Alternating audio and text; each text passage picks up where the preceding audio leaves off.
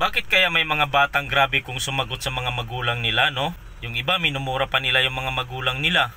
Yung mga magulang nila na nagpapakain sa kanila, nagpapatira sa kanila, bumubuhay sa kanila, nagpapaaral sa kanila. Bakit yung iba sa inyo lintik nyo kumurahin yung magulang nyo?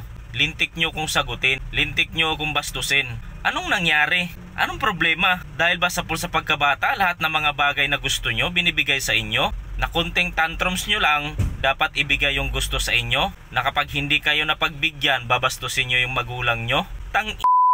Minsan mamili kayo ng mga kaibigang sinasamahan nyo na akala nyo okay pa yung mga natutunan nyo sa kanila, pero hindi na pala talaga.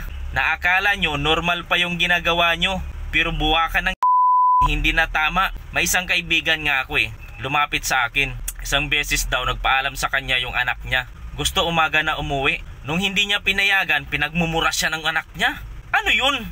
Kung ganun nyo itrato yung magulang nyo, kung ganun nyo bastusin yung magulang nyo, lumayas kayo sa pamamahay ng magulang nyo. Mabuhay kayo mag-isa, tumayo kayo mag-isa. Yung ibang bata pinag-aaral ng magulang binabaliwala, di pumapasok. Mas malaki pa kumain ng oras yung pakikipagtrupahan kaysa pag-aaral. Nagbabayad ng tuition, binabaunan kayo araw-araw para lang makapag-aral. Anong gusto nyo?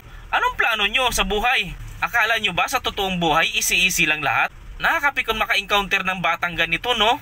Parang kahit hindi mo kaano-ano, ang sarap bigyan ng isa. Mahiya naman kayo sa magulang nyo. Oo, hindi nyo kasalanan na pinanganak kayo dito sa mundo.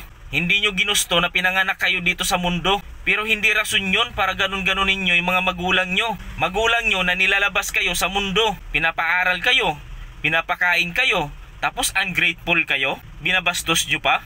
Ano nangyari sa mga kabataan ngayon? Dahil ba yan sa mga pinapanood nyo dito sa social media? Yung ibang mga content creator naman dyan, makiramdam naman kayo. Isipin nyo rin na may mga batang nanonood sa inyo. Hindi kagaya ng iba dyan, gagawa ng kanta, puro kabastusan. Walang pakialam, basta kumita siya ng maraming pera. Pero hindi nila alam, yung mga batang nanonood, iba na yung tumatakbo sa utak nila. Naakala nila normal lang yun. Pwede kang lumaking bastos, pwede kang lumaking walang galang, pwede kang lumaking walang modo. Uwi ka sa bahay, bastos ka sa magulang mo. Inuulit ko, kung kaya mong murahin yung magulang mo, lumayas ka sa bahay nyo. Kasi feeling mo naman, kaya mo na. Umalis ka na, di ba? Akala mo grabe na yung struggle sa buhay mo ngayong bata ka. Nag-aaral ka. Akala mo sobrang hirap ng buhay. Antayin mo pag nagkaanak ka na. Antayin mo pag ginagawa na sa'yo ng anak mo yung ginagawa mo sa magulang mo. Kasi totoo yung sinasabi ng mga matatanda na lahat ng ginagawa mo sa magulang mo, may balik yan. Di ba? So yun lang mga kaibigan. Para sa mga lahat ng kabataan dyan na mga walang respeto sa mga magulang nila, magbago na kayo. 2024 na.